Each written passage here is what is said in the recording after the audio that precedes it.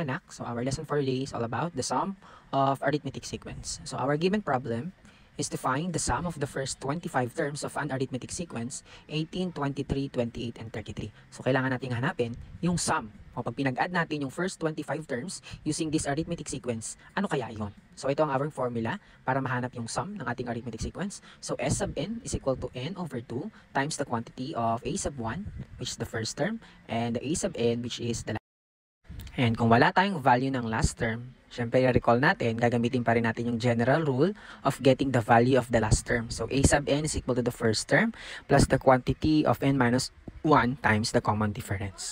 Okay, para hindi malito, ilagay natin yung given. Yan sinasabi ko. Para substitute na lang sila.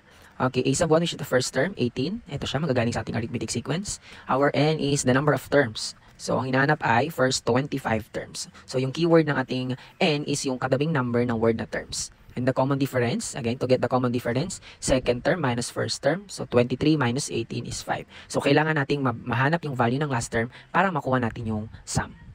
Okay, by substituting. So, a sub 25 is equal to the first term, which is 18, plus the quantity of n, which is 25, minus 1, with a common difference of 5. Okay, by following the rule, PEMDAS, unahin natin na sa loob ng parenthesis. So, 25 minus 1 is 24. So, followed by 24 times. Okay, the answer is 120. So, plus 18. So, 120 plus 18, the answer is 138. So, mayroon na tayong value ng ating last term, which is 138. Gagamitin na natin yung formula ng sum para makuha yung magiging sagot sa ating tanong, sum of first 25 terms. Para sa mga nalilito, ilagay ulit natin yung given. First term is 18, parehas pa ng sequence. Our n is first 25 terms, and the value of the last term or the value of the 25th term is 138. Then, substitute natin sa ating formula. Okay, by substituting, so 25, yung n natin divided by 2. Yung 2 ay constant. First term ay 18 plus 138. So, unahin pa rin natin yung nasa loob ng parenthesis. Okay, ang sum is 156. So, ito ay fraction by whole number or pwede rin itong fraction. So, para mas madalian kayo, yung numerator times numerator, denominator times denominator.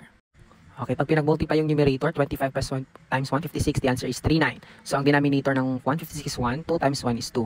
So, pag dinivide natin yung 39 sa 2, our sum of our first 25 terms of an arithmetic sequence is 1,950. Okay, thank you. Sana may natutunan kayo.